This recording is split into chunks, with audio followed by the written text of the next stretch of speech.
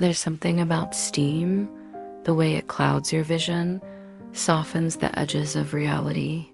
That day, it wasn't just the glass that fogged up, it was every boundary I thought I knew. And when she walked in, unexpected, uninvited, and yet somehow inevitable, my whole world turned upside down. I was trying to wash away more than just sweat. I needed to escape the strange tension I always felt when Clara was near. Then I heard the door open, footsteps. I froze.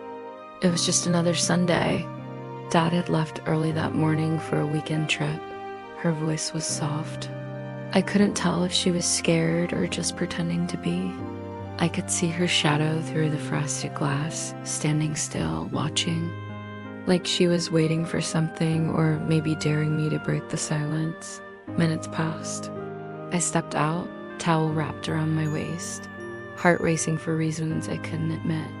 I could feel the heat radiating from her body, mingling with the steam from the shower, creating a haze that made everything feel unreal. The touch was feather light, yet sent shivers down my spine. I closed my eyes, leaning into the warmth of her hand, wanting more, needing more, even though I knew it wasn't right. She stood by the mirror, pretending to fix her hair, but her eyes, those gray, unreadable eyes, met mine through the reflection. It was supposed to be quiet, peaceful, just me in silence. But she was still there. My stepmother, Clara, she was always different. And for a moment, I didn't pull away, but then I did. She just smiled sadly, like she already knew this would never last. I stepped back, my heart pounding in my chest, a drum solo of shame and confusion. And there was something in her voice, something heavy that made me want to look away, but I couldn't. Younger than Dad, beautiful in a way that made people stare for too long. And I was left behind with the echoes of her touch and the memory of her taste on my lips. I wanted to scream, to shake her, to make her understand that none of this made sense. Because some memories don't fade. They steam up the glass, blur the lines, and leave you standing in the shower, searching for what was real and what was just heat. But all I could do was stare at her, my heart breaking into a million pieces, but she never really tried to be my mom. Just someone around the house, polite, distant, until that day. I stepped into the shower, letting the water run hotter than usual. Sorry, I didn't know you were in here. And in that moment, the steam rising from the shower seemed to solidify into words between us. Unspoken, unanswerable questions hung in the air, but she didn't leave.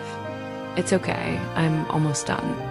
I answered hesitantly, even though part of me wanted her to stay. She didn't say anything, but the silence said everything. You've grown up a lot, she said softly. I didn't know what to say, so I just nodded. Then she turned slowly, walked toward me.